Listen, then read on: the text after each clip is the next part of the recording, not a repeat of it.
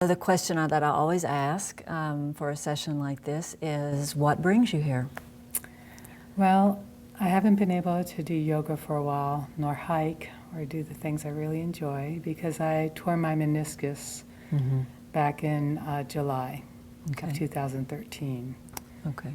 And then in November of 2013, I had surgery. I tore the radial meniscus, and they did a arthroscopy where they just trimmed it up. Right.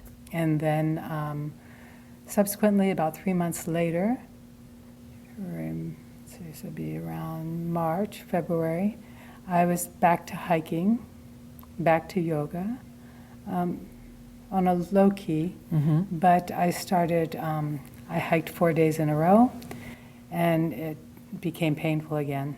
And so now I'm back in physical therapy, and I don't hurt so much, but I'm missing my strength. Okay, so there's more of a feeling of instability. Okay. Exactly. So what I'm hearing you say, and correct me if I'm wrong, but I'm hearing you say that you didn't give it quite the time to heal that it perhaps needed? Okay. And during those days that you were hiking, did you notice it hurting right away, or was it after the fact? The fourth day of hiking in a row, it was hurting while I was walking. Okay. So I had to cut it short. And, yeah. Okay.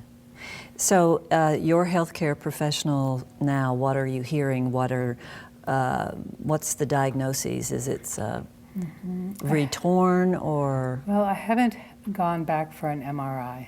Okay. And because I don't really want another surgery. Yes. So if it is torn, I would prefer to work on strengthening, work on healing.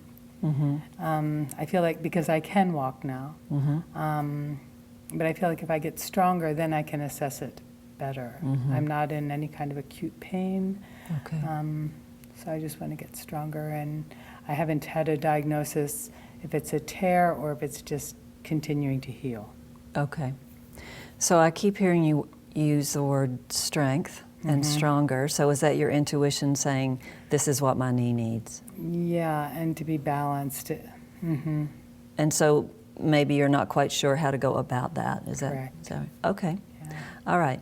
So I'd like to have a look at you just in a standing posture so that I can see, as a yoga therapist, just like in all of yoga, we always try to get to the core of the matter.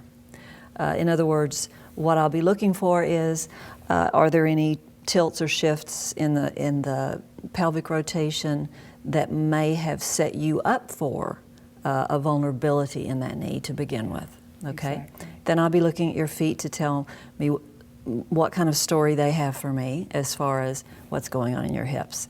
And then we'll take it from there, okay? Sounds good. Thank you. So you're familiar with the yoga posture Tadasana. If you could stand in Tadasana, maybe facing that way for me. That's your left knee. Correct. So I'm just going to have a look at your feet first. I'm going to lift the pants legs just a little bit. Okay. That's interesting. Okay, so what I see in your feet, I'll just say a few things as we go along, just so you kind of get a bit of information. So your feet enjoy supinating. Do you know what that means?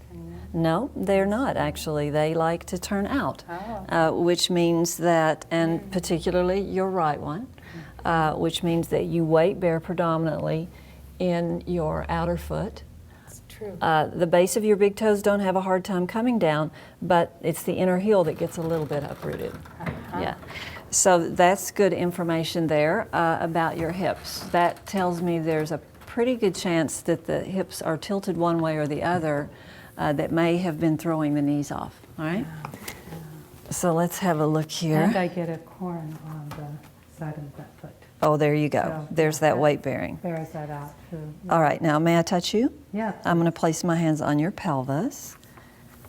And particularly, I want to feel the pelvic bones. And your sacrum likes to go very deep into the body. Your pelvic bones like to stay a little bit anteriorly tilted. Did you know that? Yes. But more than that, what I'm seeing, I'm going to stand on a block behind you. I'm going to get up on this block so it'll feel a little like I'm breathing down your neck. But what I'm actually doing is looking for a rotation. And so your pelvis likes to move this way, which makes perfect sense as far as the supinating of the right foot. As your pelvis turns and rotates to the right, this leg feels as if it's a little bit too short, and so it supinates. Does that make sense? To try to lengthen this. So,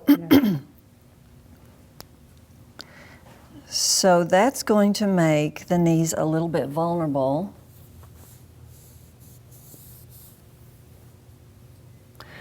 All right, so here's the direction that we're going to go in the time that we have, all right? I'd like to do something to address, because there is quite a difference in your knees. Now, this could have happened since the surgery, that you are slightly favoring the knee, but I want to address stabilizing the hips and strengthening the muscles that run from the inner arches of the feet up into the inner knees.